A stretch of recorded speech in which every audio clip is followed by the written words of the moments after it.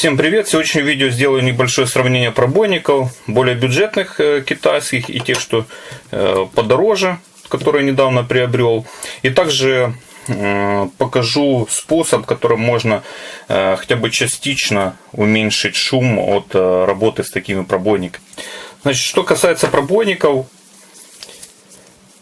вот эти вот по качеству, если у кого есть, допустим, вутовские, они в принципе где-то очень похожи по качеству исполнения.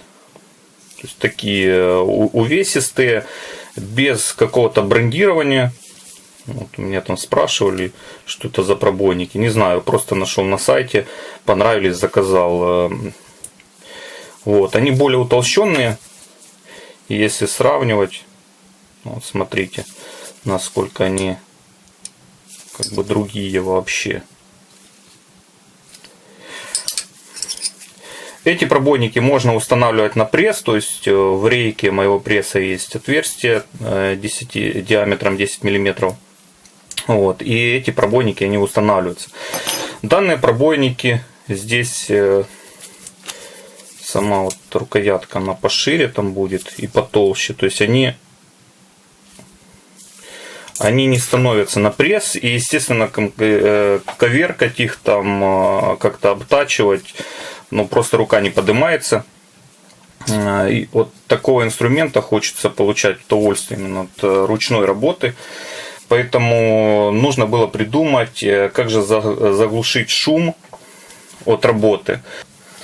Если говорить о понижении шума при работе с пробойниками, изначально рекомендую вам приобрести плиту из природного камня. Свою я покупал в агентстве ритуальных услуг, то есть это не проблема.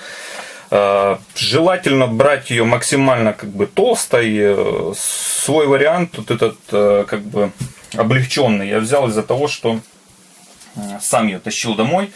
То есть желательно, чтобы она была потолще. Вот. Плита, она как бы универсальная, то есть на ней можно там шерфовать, пробивать.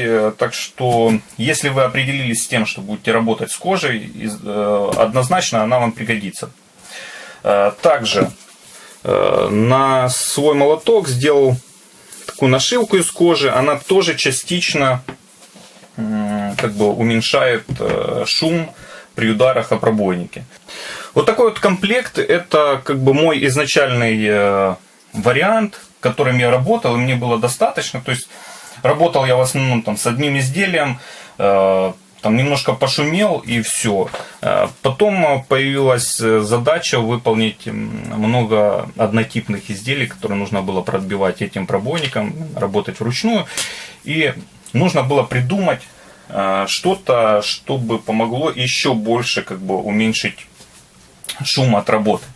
Значит, сейчас покажу вот этот вот вариант. Услышите шум, который происходит, да, и потом уже решение, которым удалось еще как бы уменьшить этот шум. Пробойники очень удобные. Когда начал работать ими, понял, зачем вот эта форма, то есть она как бы неспроста придумана. Их очень удобно держать в руках, позиционировать.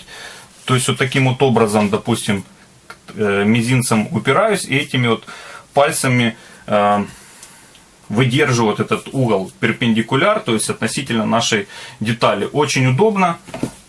Берем молоток и слушаем. Все, пробойники прошли. Ну, здесь один слой, как бы, здесь ничего сложного нету.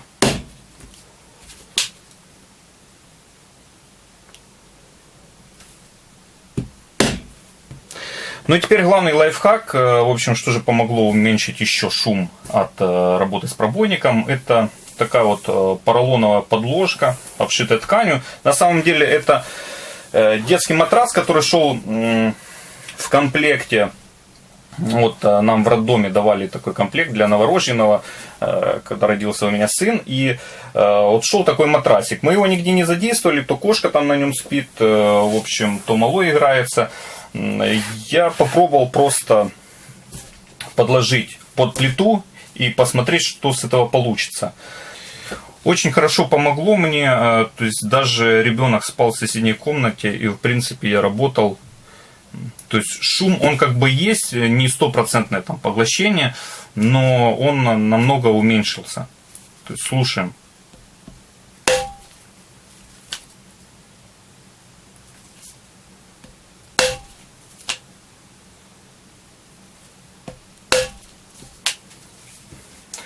Шум получается такой, он более глухой, не такой звонкий. Вот. И еще сразу покажу в работе вот эти вот пробойники для сравнения.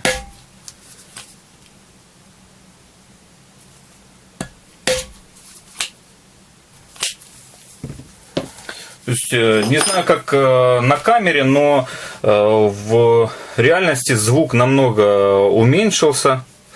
Теперь смотрим на результат от пробития. Значит, верхний ряд — это вот эти пробойники.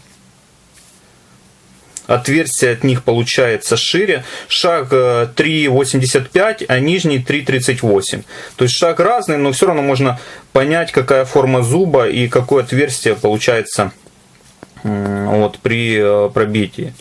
То есть у тех, что подороже, форма зуба, она, конечно, поинтересней.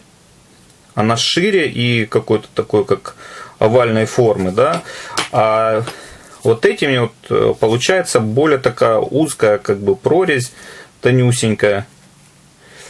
Ну, как бы другой совсем результат. И вот, собственно, что у нас получается после прошивки. То есть можно сравнить как бы два шва.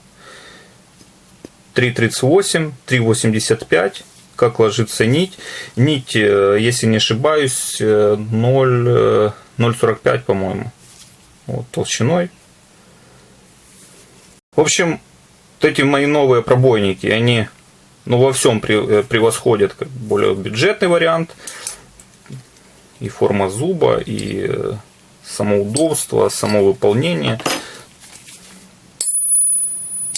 Мне говорили, что если идет вот такой вот звук, то они еще каленые. То есть очень хорошее качество.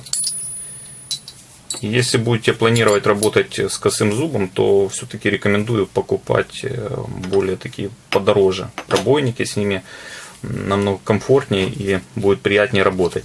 Было бы очень круто, если бы после выхода видео кожевники начали работать над увеличением рождаемости в нашей стране. Вот, для получения вот таких вот чудесных подложек под плиту для своей работы.